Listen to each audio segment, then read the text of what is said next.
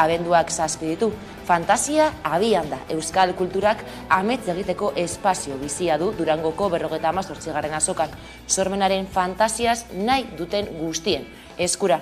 Atzoko arrakastaren dotik haurrak dira protagonistak gaurkoa.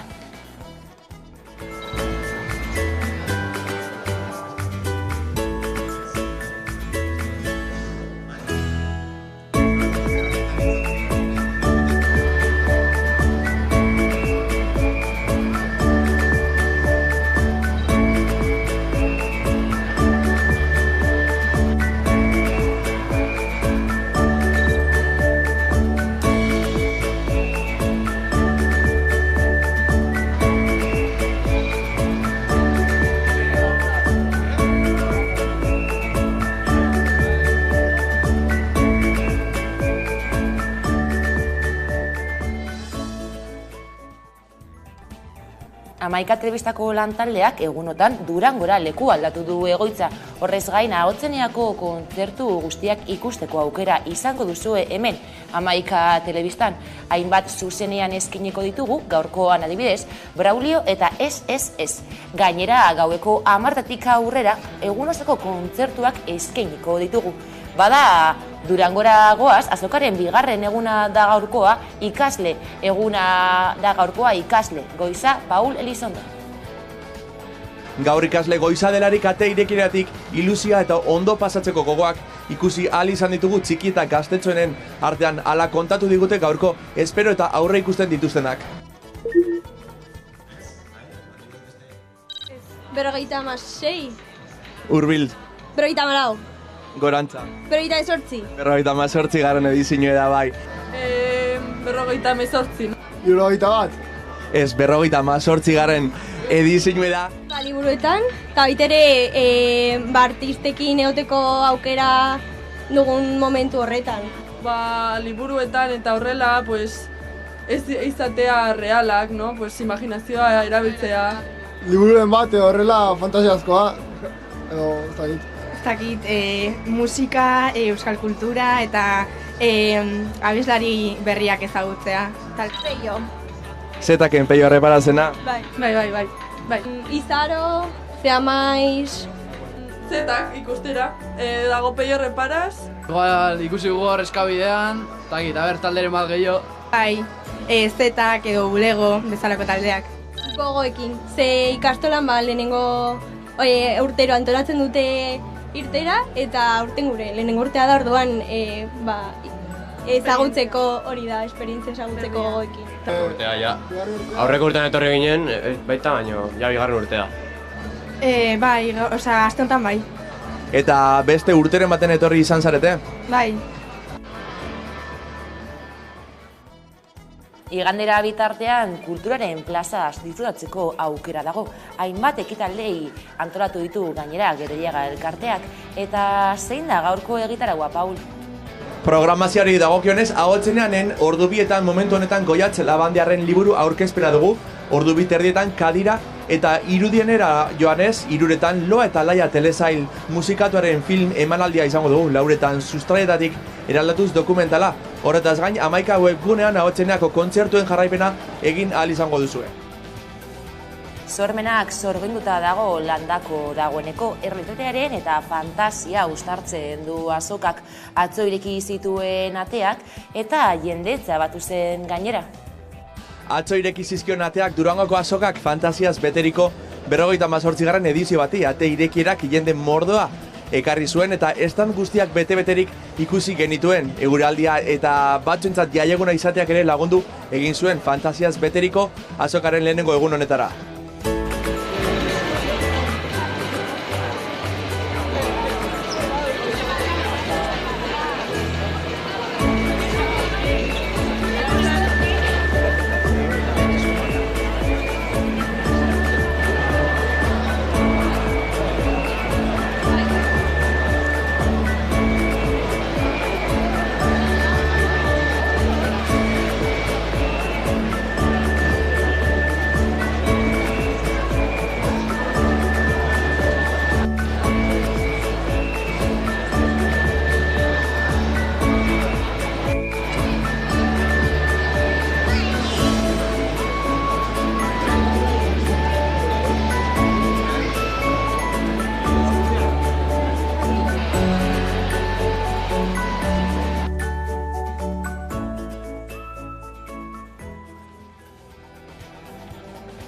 Atzoko egunaren balorazio oso positiboa egin du Izaskun Eiakuriaga, Gerediaga elkarteko kideak, jendetza hurbildu baitzen Durangoko azokara. Hala ondorengo egunetarako ere, eguraldia gorabera kulturzalei eta bisitariei azokara joateko deia luzatu die. Goizean lehenengoko ordutik gehiago, jentea dabil eta jente asko etorri da Durangora, landako guneko pasilloak ikusten dut orain beteta, eta goizean zehar holantzik izan da. Eta gainera ez bakarrik landako gunean aparteko jente asko ibilitala aipatu neike, beraz, hasiera indartsua eduki dau Durangoko azokak. Ia, oneri urrengo egunetan. Durangoko azokaren egitarauak aur, gazte zein helduentzako denetariko jarduerak jasoko ditu. Abenduaren 6tik 10 ospatuko da azoka, baino gehiago dena. Kultura, hitzaldiak, kontzertuak eta askoz gehiago. Aurtengo fantasiak bi ezaugarri ditu, gaztea eta anitza. Gure Karri nahi ditu Gerediagak. Izan da, jente gaztearen gana zuzentzea. Gazteak nahi ditugulako Durangoko azoka etorkizuneko hartzaileak, kulturzaleak eurak izango dira. Eta badakigu Durangoko azokak eskaintzen dagoela esperientzi bat, gatxadana azaltzen eta behar bada beste leku batzuetan sortzen den giro aurkitzen gatxadala. Horregaitik gaztei dei zuzena egin gura deutziegu azokara etortzeko, azoka gurekin batera bizitzera. Eta gero, anitza da, antolatu ditugun 275 ekitaldietan, eta zenbatu ditugun edo zerrendatu ditugun 950 nobedadeetan, dantzariko gaiak, dantzako moduko gustoak, oso, ez dakit, gai oso historikoetatik oso aktualetan. Gazte sortzaile pilo batek egindako eta ekoiztutako lanak izango dira egitarauan eta nobedaden artean. Horregaitik pixkat hori aitatzen genuen, eta oso anitza dela azokan daitekena bai egitarauan artean, eta gero eta gaztea bebadala, ze gaztea asko da sortzen eta kalidade honean sortzen da. Horrez gain, Martzel Zubia Suga Ganbarako arduradunarekin egon gara Durangoko azokaren hasierari buruz hitz egiteko. Carolina Suárez. Bueno, hementxe gaude Martzel Zubia Sagu Ganbarako arduradunarekin. Kaixo, Martzel? Txaldeon. Tira, irekitu Durangoko azokak ateak, orduan Sagu Ganbarak baita ere norakoak izan dira lehenbiziko orduak? Bueno, lehenengo eguneko aurkezpenak oso jendetxoak izan dira. Espero genune baino bastante publiko gehiago ekin dugu, así que momentuz pozik. Pozik, eta gainera fantasia da, lelopean irekitu ateak aurtengo azokak, Sagu Ganbarara ere iritsi da fantasia, ez dakitagian dekorazio aldetik edo? Bai, Sagu Ganbaran beste gauza batez, baina fantasia gurosuna eta gehiago. Azkenien umientzako ekitaldiak edanak eta beti zeten die beretziak. Umeak aipatu dituzu, izan ere, oraindik enteratu ez denarentzat edo zer da Sagu Ganbara? Sagu Ganbara da aurre eta familientzako gune bat, eta bertan 2023an aurkeztu dien nobedadeak aurkezten die umientzako literatura edo ikuskizunei dagokionien. Eta nobedadeak aipatu dituzula justu hortenez, zenbat eta zenbat nobedade badauden azoka honetan, Sagu Ganbararen kasuan zerekin, zer berrirekin topatu gaitezke? Aurten inoz baino gehiago eukin doguz ekitaldi mota, ikuskizun mota desberdinek. Hasita liburu aurkezpen normaletatik, ipuin kontalarietara, kontzertuak, dantza ikuskizunak, gukapiko egingo da bene, gaur kalean ingo da bene beste ikuskizun bat bai, danetik deko, bai. Eta tira, langile moduan agian pertsonaletik gehiago zer nolakoa da Durangoko azokan alako ardura batekin egotea?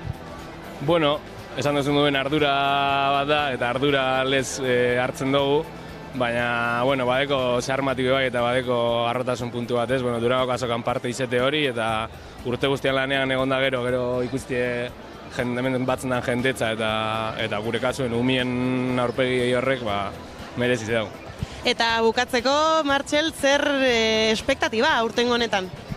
Espektatibak, apurtzen apur bat beti ekozu zalantza, eguraldian arabera zer etorrikoan zer ez dan etorriko, gaurko egune ona, eguzkitzue, horrek ekarri dauen jendetza danakin, Eta, bueno, urrengo gunetan be holan segi daizela, bai eguraldiak eta bai guk. Bada horretara adi izango gara, Sagu Anbaran gertatzen den guztira adi, eskerrik asko Martxel. Zeuei. Eta Durango kiraganera bidaiatu du, zehazki Australiara. Gurutze Santu Museoak Baskez in Australia erakusketa hartuko du abenduaren 17 arte. Hamarkada batzuk lehenago Ozeanos Ozeanano egindako euskal emigrazioaren ibilbidea eginez.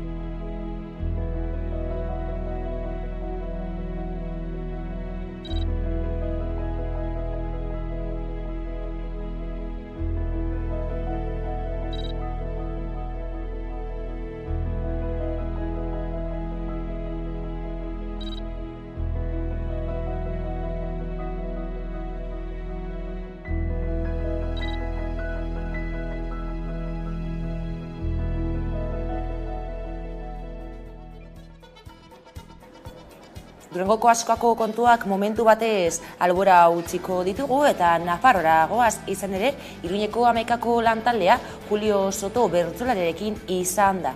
Sotok irabazi zuen joan den larunbatean, Iruñen jokatu den 2023ko Nafarroako bertsolari txapelketa.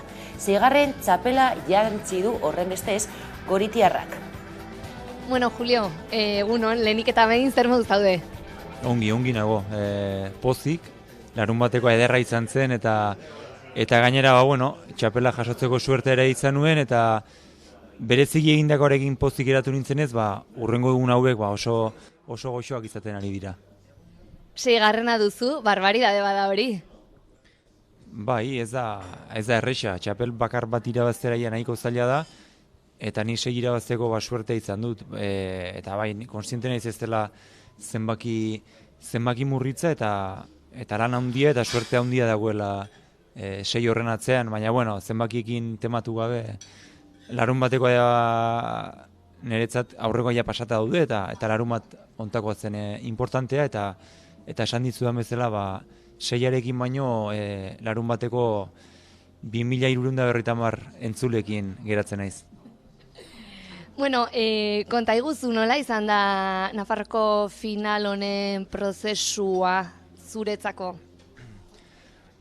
Bueno, egia da Euskal Herrikoa orain dela urtebete izan zela Euskal Herriko txapelketa eta hartatik bertsolari guztiok ere nahiko nekatuta ateratzen gara eta emozionalki bereziki oso gogorra izaten da. Zalantzak izan dituen izena eman edo ez aurtengo Nafarroko txapelketan, nahiko nekatuta sumatzen nolako nere burua, baina, ateratzea erabaki nuen, eta orduan, finala baino hilabete batzuk lehenago, txapelketa prestatzen hasi, finala baino lehenago ez, txapelketa hasi baino lehenago esan nahi nuen, eta hasten gara gu lanean.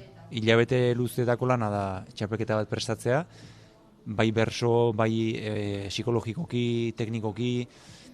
Orduan ora izan zen Euskal Herriko bukatu, pixkat hilabete batzuk deskansatu, eta berriz azkeneko urte erdi hau prestaketa lanetan. Finalaren eguna nola joan zen? Dena, emozionalki, personalki, bertsogintza aldetik? Esango nuke nahiko borobil joan zela dena, ez? Egia da bertsolariren bat ez zela pozik geldituko igual egin duenarekin, bertso honek ies egin dit, hemen hankasartu dut, beti hola izaten da, 8 bertsolari, eta bakoitzari galdetzen badiozu, bakoitzak gauza bat esango dizu, ez?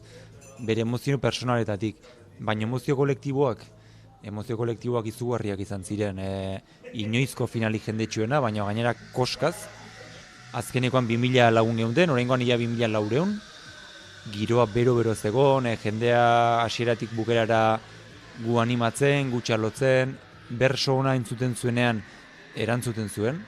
Bai, hori entzule onaren ezaugarria hori da. Zuk berso ona ematen badiozu, mugitzen da, txalotzen du. Ez baldin bada berso ona, entzulea ona baldin bada ona edo ez du gauza bera eman behar entzulea, gau da, ez ditu txalotu bi berso berdin, ez baldin badira esan dezagun, kalidad igualegoak, edo behintzat ez badi emozio bera transmititu orduan, entzule ona dugu Nafarroan, bai.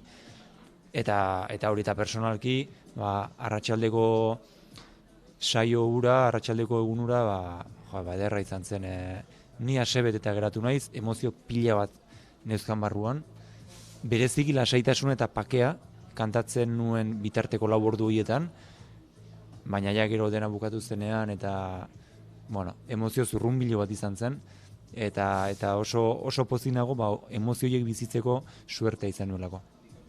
Nolakoa da, final bat da, eta plaza ez dakit nolakoa izango den, baina nolakoa da normalki naitasunako edo finaletako plaza hori Iruñean?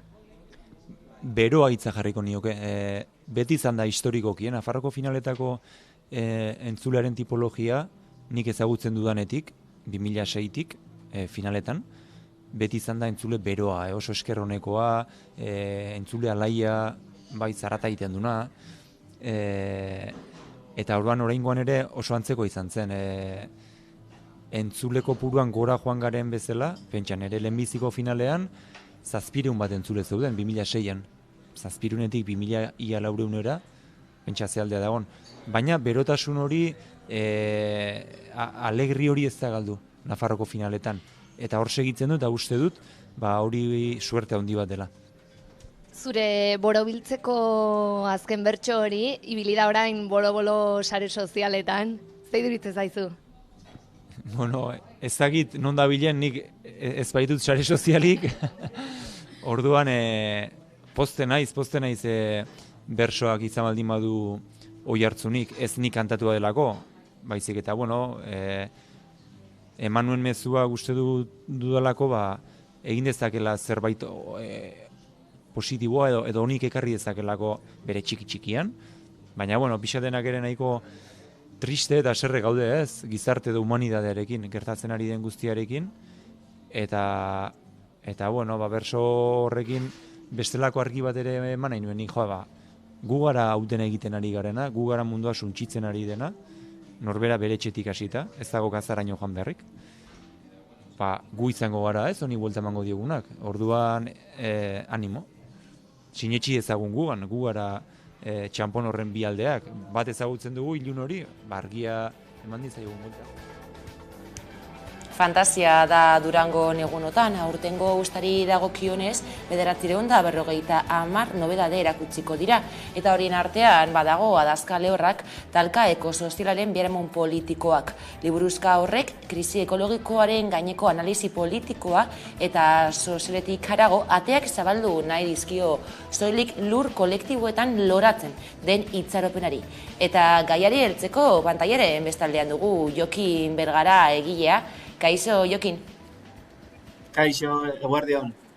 Iritzar Fundazioak eta Txalapartak elkarlanean argitaratzen duten Iparroratza bildumaren 7. alea da liburua, ez da? Zer lantzen da liburuzkan? Liburuzka hau da krisi ekologiko eta sozialari buruzko liburuzka bat. Nolabait saiatzen dena, liburuzka labur batean, eserialdi batean, irakurleak kokatzen, ez da? Piskat non gauden, zeintzuk diren Euskal Herrian zabaltzen diren tentsio nagusiak, eta baita ere, eraldaketa sozialaren ikuspegitik, piskat zer egin dezakegun, edo nola birpentsatu dezakegun auzia 21. Mende honetan, ez da? Orain ari dira Dubain COP bileran eta abar, eta nik pixkat idatzi dut herri mugimenduari begiratuz, sindikatuei eta bestelako indar sozial batzuei, guk ere gure ekarpena egin dezagun, nolabait trantsizio ekosozial hori berdinzalea izan dadin.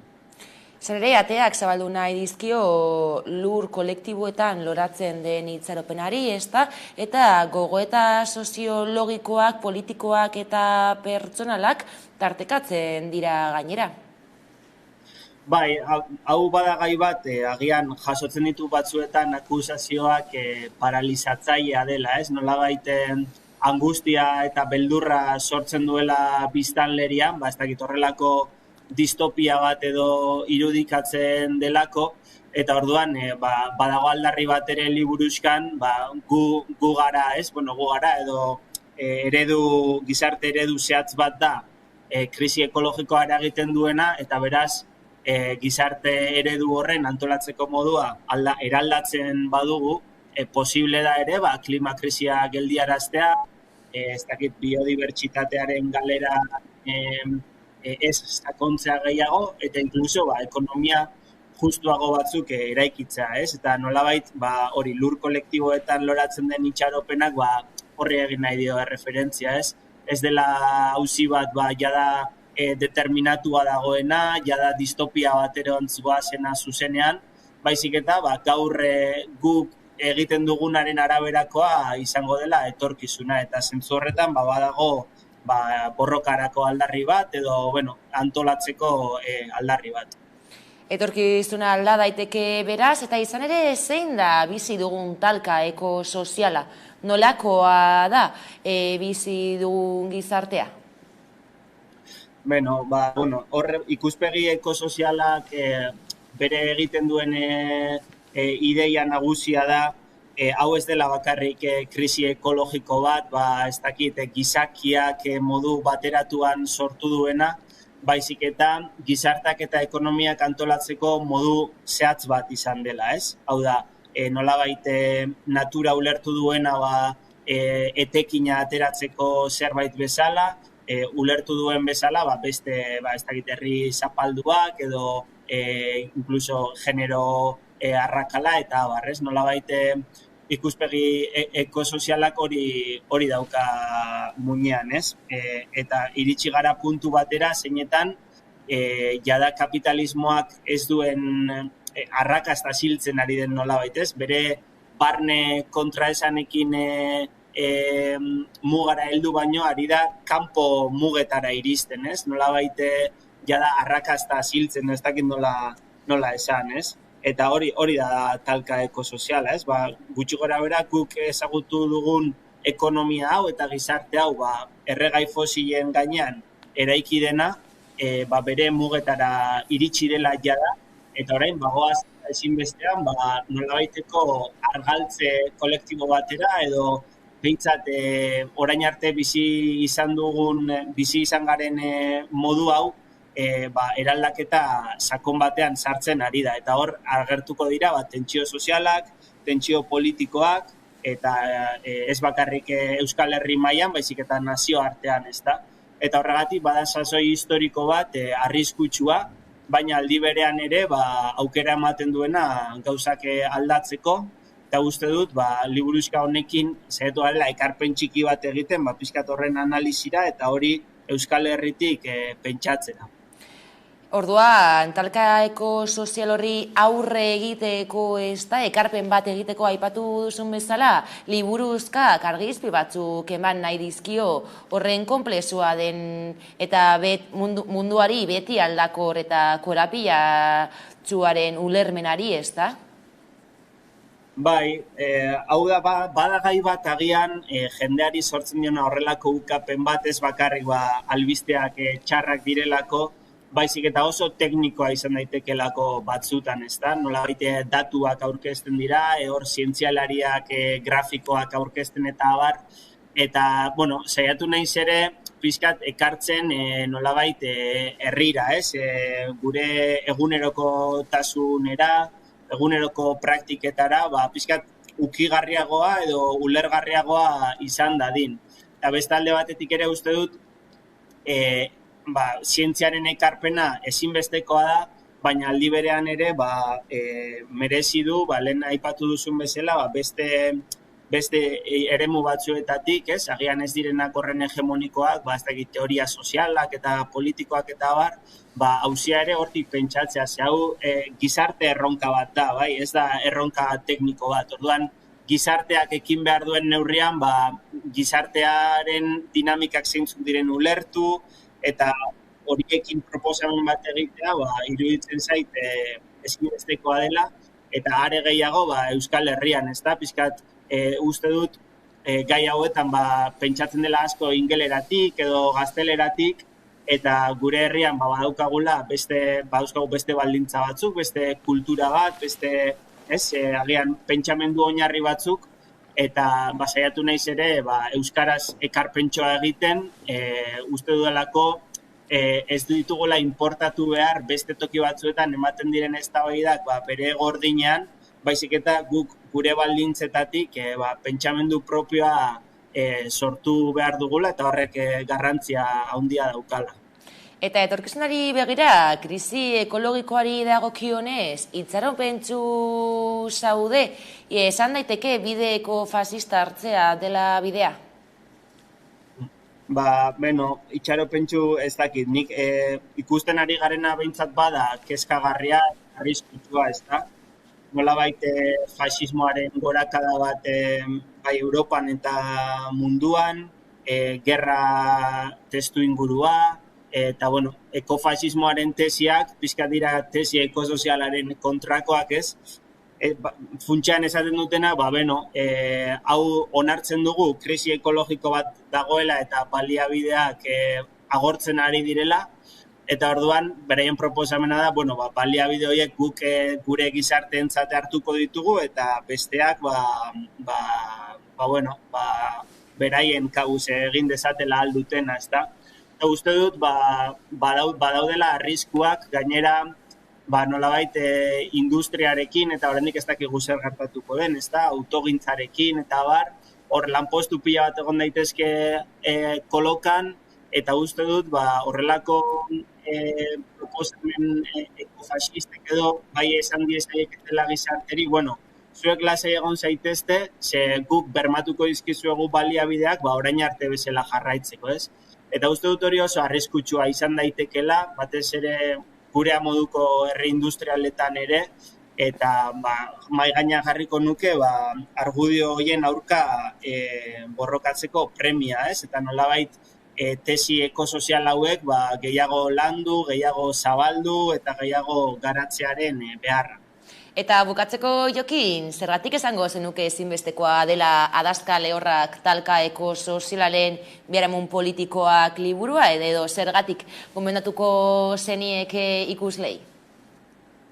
Nik lehenik eta behin gomendatuko nieke nolabait gai honen inguruan kezka duen edonori, nolabait balio dizulako 3-4 ordutan horrelako kokapen bat egiteko, ez da?